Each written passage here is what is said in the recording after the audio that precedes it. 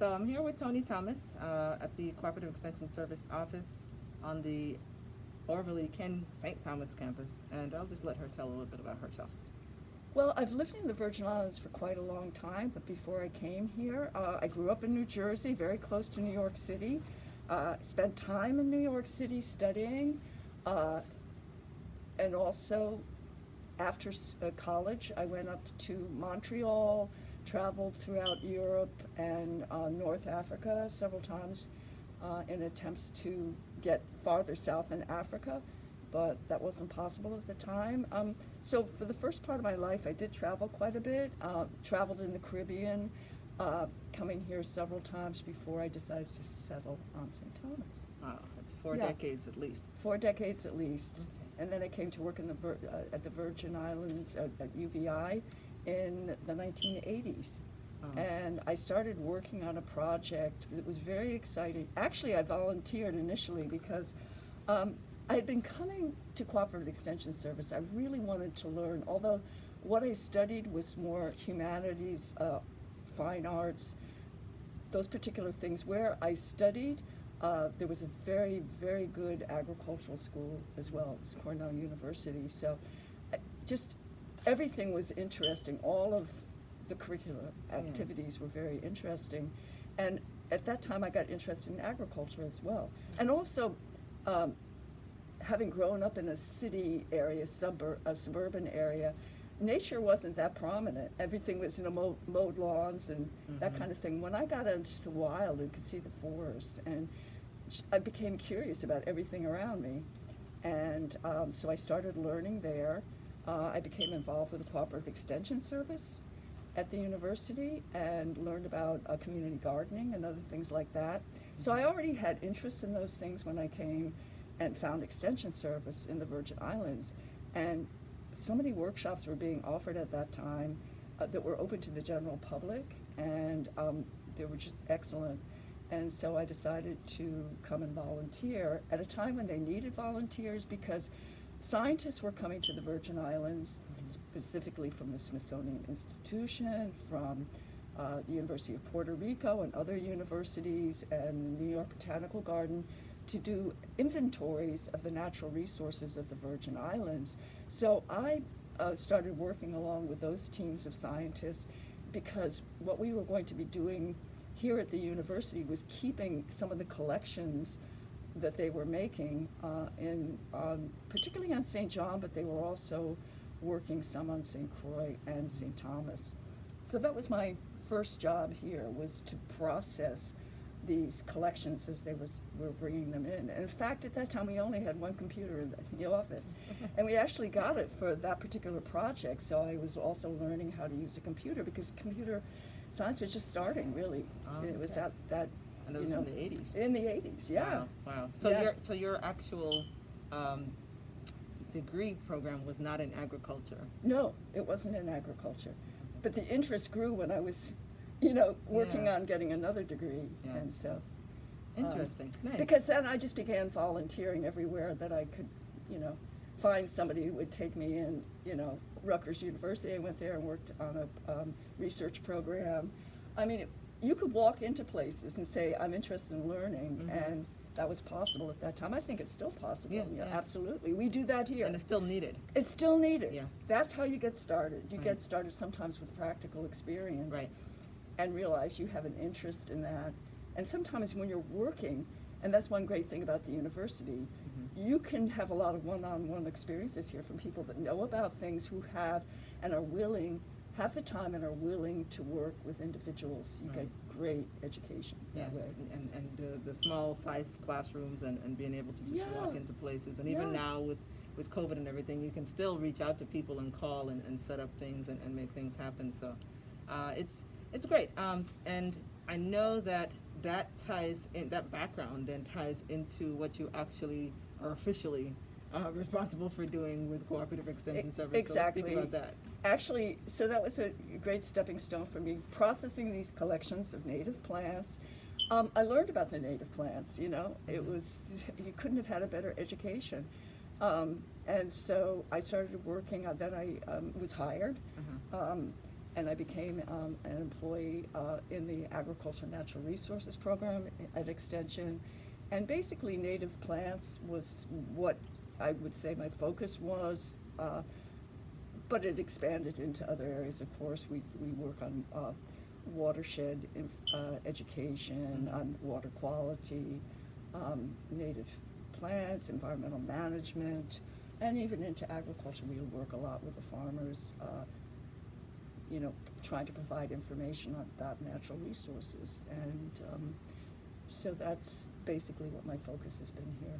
Nice. And you have 2 publications in front of you, and you also have some of these plants. So why don't you tell us about, and we'll come back to the publications in a minute. Okay. But the plants that you have right here. Can you Leaving tell us the a house little today, I just decided it's in a bowl, which is a calabash, calabash, yeah. or sometimes known as creation bowl. Mhm. And I guess I was bringing some things that kind of promoted a thought about that particular plant and the potential that it offers us here in the Virgin Islands. Both, some of these have a good and interesting cultural history being used by Virgin Islanders. Not all of them are medicinal, and I decided to sort of mix it up. Yeah. I mean, you get a plant like what this. do you have in there? Yeah. People that I interviewed for the book that we'll talk about in a second, especially the fishermen.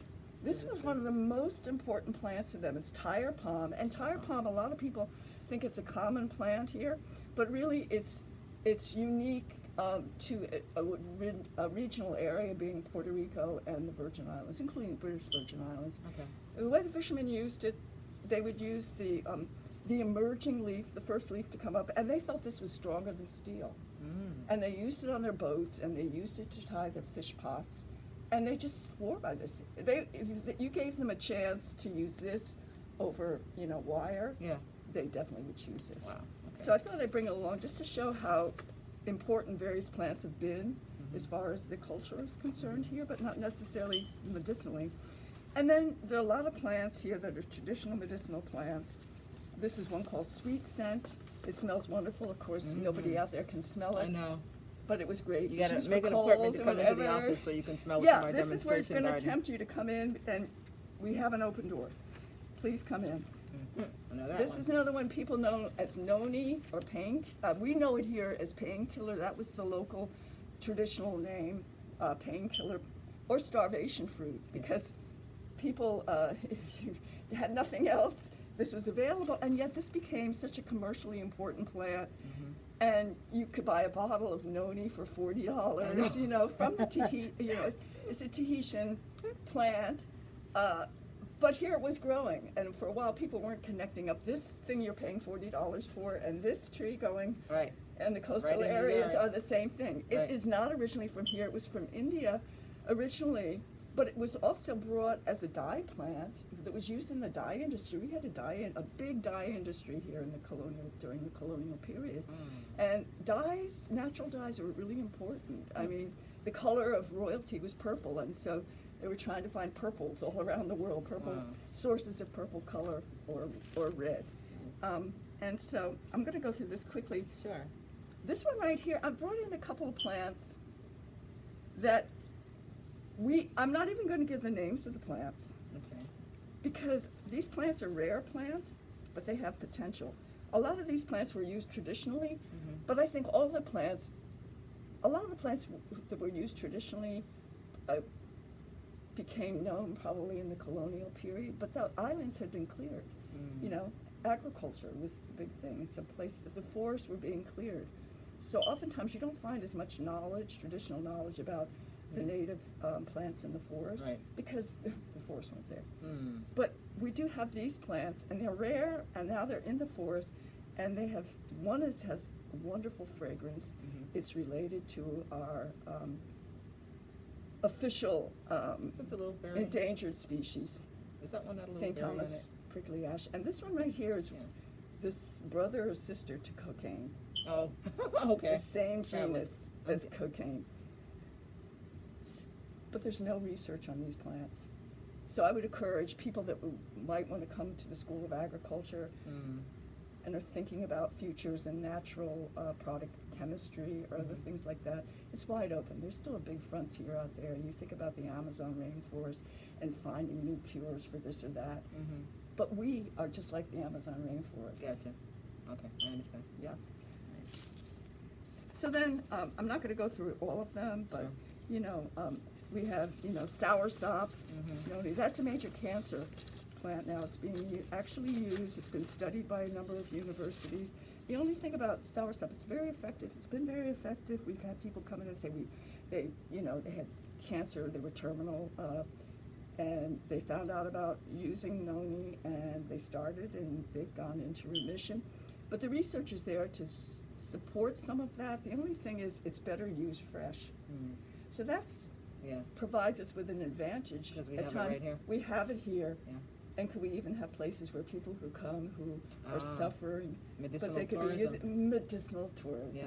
makes I sense. mean, I think about that. What better place to be? You're Right. recuperating. Exactly. We have Yeah. the environment, the plant You can source. have the wonderful tea, and there's research to support that. We probably And need to so do more. that and all of the other medicinal plants that are used and being considered for tourism too. And in the Yeah. School of Agriculture, we And know that there are going to be the exactly. studies related to cannabis and different things there Right. too. So it fits. Yeah, it really encourages us to go farther in learning more about these plants, Yeah. so we can support Safer. the claims, Yeah. but also say this is a good place to come and be treated and relax. Yep. And Makes sense.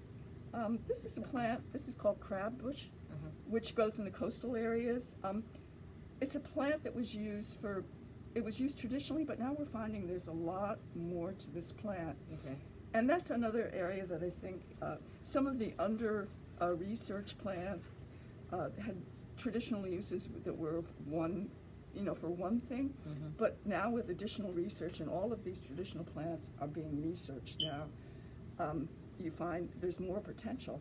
Okay. And we should be learning about that so that we can take advantage really of Right. what is growing here Right. and protect it, because these are not, you can't find much of this. Yeah. And then I'll just that finish love up with bush? one. That's love bush. Yeah. Yeah, love bush was brought here from another place, but this is one. If you ask me, what do I have growing around me? What's in my kind of medicine box in my house? This is one, because it's good for so many things. If you get a cut, you can put it on. It's antibacterial. It's antifungal. I have allergies. This is anaphylactic. So if you have a problem with allergies, this might be something that that you have around you, just in case you have an emergency. Right. It could maybe help And I think for the short is term. this the same one where I remember going on a excursion with VI Eco Tours, and they had people like write their names in the leaves? Yes. Is this the same? And What's that's the the story that's the about whole that? thing. The love bush. If you wrote the name of the person that you loved on the plant, and the plant, the new plants come out. They're like little leaflets that come out from the side of in the margins. Yeah. And if that plant took root, your love was good. Okay. And what they used to do in the Virgin Islands, I remember when I first came here, they would take one leaf, put it in a little cellophane bag, and sell it to tourists for $1 or $2 or something Oh, like that wow. for them to take on the ships, take home. So it was a commercial thing. I remember I was in Jamaica, and this is Leaf of Life. You were supposed to eat one leaf a day, and it was supposed to be that tonic. That would be really good. So it's There's so many stories and sellable stories, while also medicinal, healing, Yes. and therapeutic and other things, but also commercial Absolutely. possibilities of commercial We're, use. tourism is our main industry right Yeah. at this point in time. And so there are ways to share things with people that want to learn about Right, these that are things. actually good for them. Absolutely good for them, and you can take it home, and it's just amazing that Yeah. the plant sprouts from itself. So, What else we got in there? well, we've got one plant here that's a traditional medicinal plant called worry wine. And worry wine, recently people have been using, I don't quite know in what way, we still have to investigate that, for COVID. So the farmers are selling. Okay. We're having our issues here with our That's some rosemary. That's, we're smelling, Oh I'm my gonna tell God, you, your you whole- wish that you were here. We might as well, this is the one that's waiting on Oh, yes. in the wings for us to talk about it. This is was probably brought by the Europeans. Okay. Of course, our traditional medicine has many contributors, you know, culturally, and so this was planted, and along with thyme and or oregano and some of those other important culinary herbs, and it's got a wonderful smell. And this one here is one of the main ones for essential oils. It's a source of essential oils, one of the main ones in the world, and that's an important industry. It commands, you know, a lot of money, essential oil, and so we could probably do more with this here in the Virgin Islands. We haven't explored the use of that as much probably as we could, considering that it grows well here. And I would just, maybe that's enough for right now, but as I said, I think probably almost every plant here has a use. Yeah, definitely. So let's get into this one a little bit. This is a and book.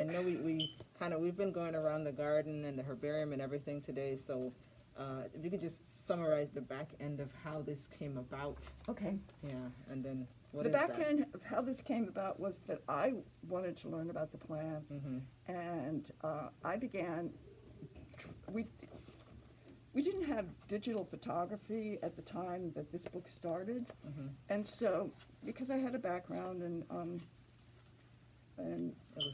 illustration, to a certain degree, I could do, you know, fairly good drawings from life, as they say. I'm trying to find one that's large enough to show. I began with the support of my supervisors here. They saw that I was doing ink drawings of the plants, line drawings of the plants. And so what they did was they saw the potential of that, and they supported me by getting me some training in botanical illustration, which is a specific, a whole specific skill. I mean, when you do botanical illustration, it's scientific. You must show, and this is one of the age-old ways of sharing information about plants. But you must present the plant sort of in showing every part of the plant, so that someone can identify it and be sure about the identification stage. You had to show the reproductive, very detailed. You had to show the reproductive parts in particular. That's how we do identify plants, one of the main ways. Very I see you have the clearly, ruler, the little ruler down there to make sure that you to show actually the are size, doing to everything scale. to size, to There's scale. a lot of information that you're required to share in a botanical or scientific illustration. Right. So that in itself is a whole skill. Yeah, so that's Yeah. the traditional medicinal plants, St. Croix, St. Thomas, and St. John, and this is about 68 of them. 68 of them. Right.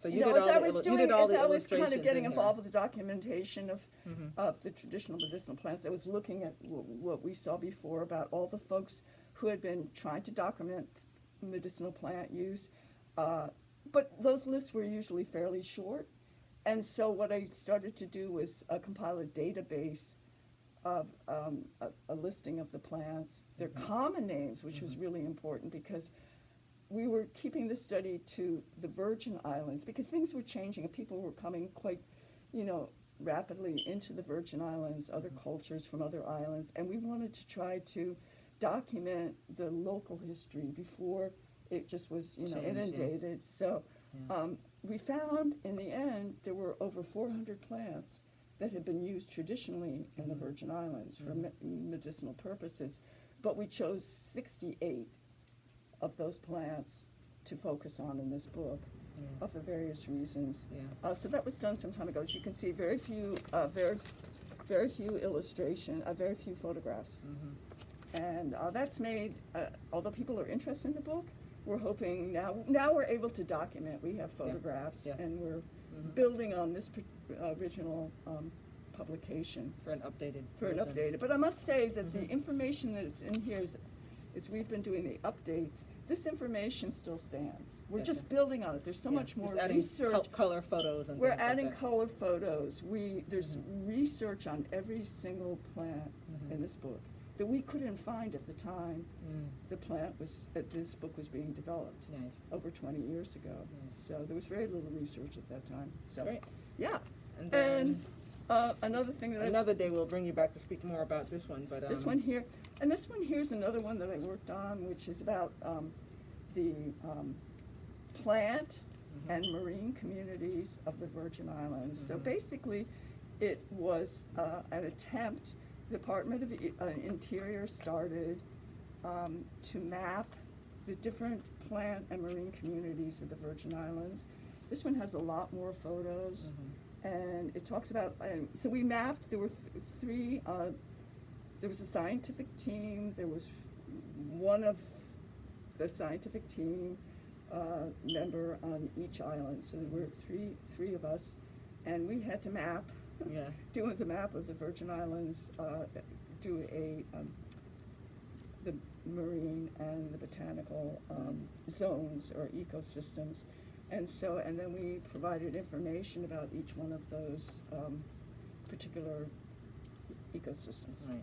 So there's a lot of photos in here. And then this one here, with time, I do not think it's going to change that much. Okay. So that's one good thing. Okay. Yeah. Now we know we can get this one, but this one isn't that readily available anymore. Is that accurate? How would, if somebody wanted to see what's in here, what would you suggest at this point? You know, Is there a copy of it in our library? there probably is a copy in the library. There's a copy here. Okay. Actually, I saw it on the list outside. Yeah. Is that a poster or a book? We'll see. Well, This we'll might find be out. an update to find out whether we still have copies on campus, because we shared, the other author of this book was working with the conservation. Very Divine? Yeah, Okay. Conservation Data Center here at UVI, and they may be housed there. Okay. Yeah. So we'll We'll look find out. into that. But this one you can definitely find in our bookstores on the university campuses, both the Albert A. Sheen as well as the Orville A. Cann campus here on St. Thomas. So both St. Thomas and St. Croix, you can find this one in the UVI bookstore. And there's a list of other stores within town, like Bookstore 340 with Pam Richards, Tulip Fleming, her spot on Main Street, over on St. Croix. There are a few others. Undercover Books, I think, is one, and then there's another one in there. So we'll get more information about that. But just go to our website, ces.uvi.edu, and you'll see some links to the books, whether it's just a picture of the cover, and you can reach out to us to be able to come and purchase these. Well, thank you, Toni. May I add just one thing, please. too?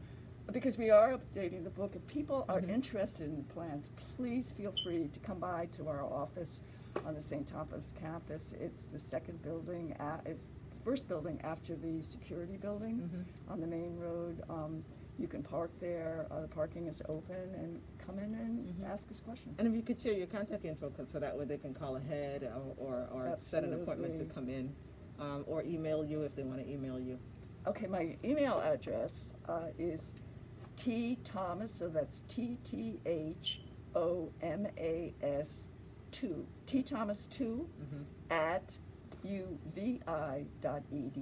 Okay. Yeah. And then your office, your desk phone. The desk phone isn't working. Oh, it's not. Okay. So, but they call the front desk. Yeah, they can call the front desk, which would be 693-1080. 693-1080. All right. So, thank you, Toni. I'm sure many people have been waiting to find out more about this, and it's really significant, like you said, in other times that we've spoken, where we're bringing things from the past and making them more known again, reminding us of these things, because they're needed now, and they'll probably be needed in the future as well, but we have to preserve them. Yeah, they're We have things to of the learn more about past, them. but they're really things of the future. Right. I'm coming to realize they're things of the future. And we have so much information documented. In the words of the people who provided the information, Yes. they're all gone now. All of the people that were interviewed for this particular book, This one? you know, have passed on, but they wanted the information To get out. also to be passed on. It was, you know, they were passionate about it, and when I go back and look at the information that they provided in their words, I mean, their recipes that would kind of really surprise you, the amount of knowledge that they had is just quite amazing. Yeah. Nice. Yeah. Okay, so until the next time, there's always a lot going on at the School of Agriculture, Cooperative Extension Service, and our other sibling offices with Agriculture Experiment Station, and now our new academic programs, so that you want to find out more about those. Again, you can visit us, ces.uvi.edu. Just visit the website. But stay tuned, because there's a whole lot going on at the University of the Virgin Islands School of Agriculture. Thank you. Thank you.